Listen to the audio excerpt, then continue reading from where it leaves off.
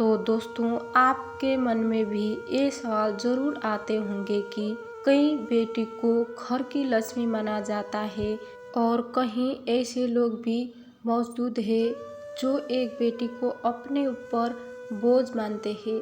शास्त्री की और मानवता की दृष्टि से इनमें से कौन सही है ये तो आप जानते ही होंगे, परंतु आज हम बताएंगे कि आखिर ऐसा क्यों है। आखिर बेटियों को ही घर की लक्ष्मी क्यों माना जाता है और बेटियों को घर का कुबेर क्यों नहीं कहते, मिलकर चर्चा करेंगे आपके साथ। अगर आप अंत तक बने रहे हमारे साथ। एक बार स्वामी विवेकानंद विष्णु देवी की सीढ़ियाँ चढ़ रहे थे। बगल से एक किसान अपनी बेटी को कंधे पर बिठाकर चढ़ाई चढ़ रहा था। तभी स्वामी विवेकानंद ने कहा कि बाबा, आपकी बेटी का बोझ आपको लग रहा होगा, इसको मैं उठा लेता हूँ और माता विष्णु के दरबार तक ले चलता हूँ। तब किसान ने स्वामी विवेकानंद से कहा कि बेटी कभी भी बाप के कंधे पर बोझ नहीं होती। बेटियाँ अगर बाप के कंधे पर होती तो वो हर बोझ को हल्का कर देती है। तो दोस्तों, अगर बेटे भाग्य से पैदा होते हैं तो बेटियां सौभाग्य से। बेटे अपने माँ बाप का नाम रोशन करते हैं, जो कि आजकल बहुत कम देखने को मिलता है। फिर भी अगर मान ले तो बेटे केवल अपने माँ बाप का ही नाम रोशन करते हैं, लेकिन बेटियां अपने माँ बाप के साथ साथ अपने पति के माँ बाप का भी नाम रोशन करती है। बेटा तो केवल एक कुल को रोशन करता है, लेकिन बेटियां 2 कुल को रोशन करती है। माता पिता के घर वो बेटी के रूप में अपने उत्तरदायित्व का निर्वाह करती है, तो ससुराल आकर एक बहू के रूप में सारे कर्तव्यों का पालन करती है। कई लोग सोचते हैं बेटियां पिंडदान नहीं कर सकती, और अगर उनके यहाँ बेटियां ही हो तो उन्हें मुक्ति कैसे मिलेगी। दोस्तों, ये बिल्कुल भी नहीं है, क्योंकि बेटियां भी पिंडदान कर सकती है। धर्मशास्त्रों में कई ऐसी घटनाओं का उल्लेख है जहाँ बेटियों ने पिंडदान किया है। शास्त्रों के अनुसार ज्येष्ठ पुत्र उपस्थित न होने पर बहू या बेटी के द्वारा पिंडदान किया जा सकता है। रामायण में बताया गया है कि प्रभु श्री राम के पिता राजा दशरथ चंद्र की जब मृत्यु हो गई तो माता सीता अर्थात राजा दशरथ की बहू ने ही उनका पिंडदान किया था। इसलिए मित्रों, वो लोग बहुत किस्मत वाले होते हैं जिसके घर एक बेटी जन्म लेती है। वही वो प्रबल किस्मत के होते हैं जिसके घर एक से ज़्यादा बेटियां होती है। वो बेटियां ही होती है जो इस सृष्टि को निरंतर चलायमान होने के लिए अपना सर्वस्व निछावर कर देती है। जिस दिन इस सृष्टि में बेटियों का जन्म लेना रुक जाएगा, उस दिन सृष्टि भी ठहर जाएगी और धीरे धीरे इस सृष्टि का अंत हो जाएगा। बेटी के बिना किसी का भी वंश आगे नहीं बढ़ सकता। एक बेटे से ज़्यादा एक बेटे ही हमेशा अपने माता पिता के लिए सोचती है। माता पिता को प्यार और अपनापन बेटे ही दिखा सकती है। बेटी के जन्म को एक जश्न की तरह मानना चाहिए।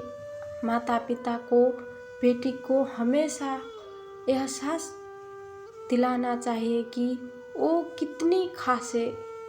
मित्रों, बेटी कभी भी बाप पर बोझ नहीं होती। वो अपने और अपने परिवार की किस्मत बनने के लिए जन्म लेती है। मित्रों, बेटियां कभी भी धन की भूखी नहीं होती।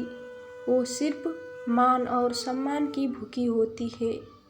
बहुत से लोगों की सोच रहती होगी कि बेटी है तो बिना समय गवाए और पढ़ाई में पैसे लगाए जल्द से जल्द शादी कर दो, लेकिन ये सोच एक बेटी के भविष्य को बर्बाद कर लेती है। जरा सोचिए, एक बेटी के मन में कितने सपने होते हैं कि उसे कुछ करना है, इसलिए अपने बेटियों को सपने पूरे करने देना चाहिए। बेटी का जन्म पुण्यवान व्यक्ति के घर में ही होता है। फिर भी दोस्तों नमस्कार और आपका स्वागत है पौराणिक ज्ञान के साथ। दोस्तों एक बार की बात है, एक गरीब किसान हुआ करता था जिसके यहाँ 3 बेटियां थी। किसान बहुत नेक दिल का था, इसलिए उसके हर बेटी में लक्ष्मी का वास नजर आता था। लेकिन उसके पड़ोस में एक अमीर आदमी भी रहता था जिसके यहाँ कोई बेटी नहीं थी। वो अक्सर किसान से ढीके मारा करता था कि वो बड़ा पुण्यात्मा है जो उसके यहाँ एक भी बेटी नहीं है। एक दिन किसान से उसकी भेंट हो गई।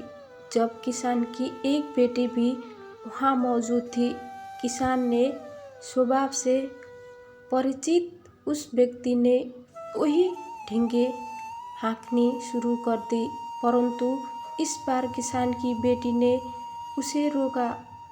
उसने कहा कि बेटी हर किसान के नसीब में नहीं होती, इसलिए वो व्यक्ति दरिद्र है। खुद को अमीर समझने वाला वो छोटी सोच का व्यक्ति सचमुच गरीब था, क्योंकि उसके पास एक भी बेटी नहीं थी। भगवान बेटी उसी को देते हैं जिसने अपने किसी जीवन में अखंड पुण्य किए हो। जो व्यक्ति बेटी को बोझ समझता है वो निश्चित ही दरिद्र है और उनने कभी भी कोई पुण्य नहीं किया है। गरुड़ पुराण में बताया गया है कि जब आत्मा को नया जन्म मिलता है तब आत्मा को उस शरीर के अनुसार व्यवहार में ढलकर अपने कर्म करने होते हैं। शरीर के जरिए कर्म करने ही एक आत्मा अपने जन्म के उद्देश्य को सार्थक भी बना सकती है और निरर्थक भी।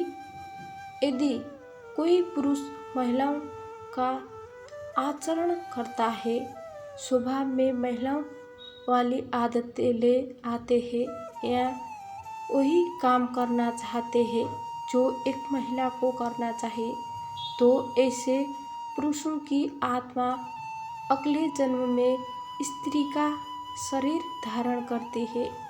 वही गरुड़ पुराण में बताया गया है कि यदि कोई व्यक्ति मृत्यु के अंतिम क्षण में किसी स्त्री को याद करते हुए प्राण त्यागता है तो वो अगले जन्म में स्त्री के रूप में जन्म लेता है।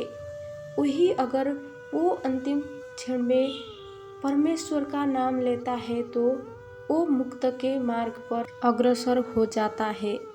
आपको इसके बारे में क्या कहना है, कमेंट करके ज़रूर बताना और चैनल में नए हो तो सब्सक्राइब करना ना भूलें।